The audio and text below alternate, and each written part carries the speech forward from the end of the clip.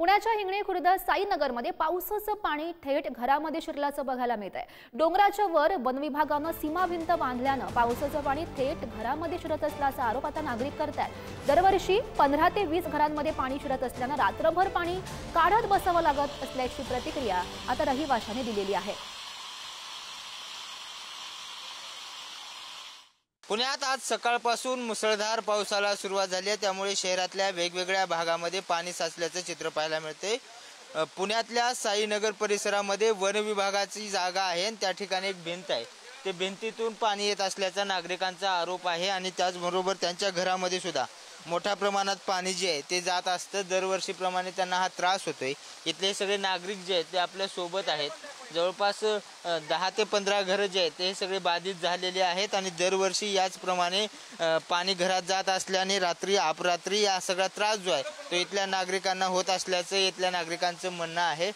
कधीपासून राहताय तुम्ही? हे गेली 17 वर्षापासून राहतोय आम्ही इथं, परंतु गेल्या वर्षीपासून तर जास्तच हे व्हायला लागलं आणि हे वर्षी ते जे वरचं जे दिवाळ टाकलं तिथपासून हा एवढा जे त्रास व्हायला लागलाय तर अत्यंत त्रास व्हायला लागलाय। आता राहावं का न राहावं ही पण पंचायत पडली आम्हाला। कधी पाणी आलं? आता जवळजवळ 6 वाजता पाणी काढलं तुम्ही? पाणी घरातनं काढून सर्व हे करा, आता मग पाण्यात कुठं राहणार आपण तरी? आमच्या घरात म्हणजे आता रात्रीची झोप नाही लागणार अशी परिस्थिती आहे। इतकं पाणी सकाळपासून एक काढून वैताग म्हणजे झालाय। कशामुळे येते पाणी? ह्या वरच्या भिंती बांधल्यात त्या पावसाने आडून आडून सगळं पाणी खाली यायला लागलंय। येते का आता? 2 वर्ष झालं, दरवर्षी झालं असंच आहे।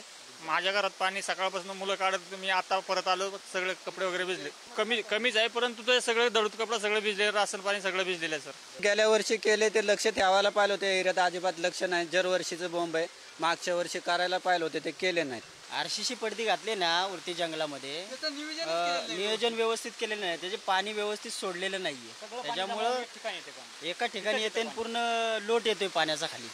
त्याचं नियोजन केलं पाहिजे। खालून फुटल्यामुळे यायला लागले, खालून फुटलं ते काय करतात, हे वर्षी फुटलं ना की पुढल्या वर्षी येऊन तुंबवतात, मग त्यामुळं पाणी साचता एकदाच फुटतं। व्हिडिओ जर्नलिस्ट निखिल करंदीकर सह बालाजी पोद्दार, पुढारी न्यूज, पुणे।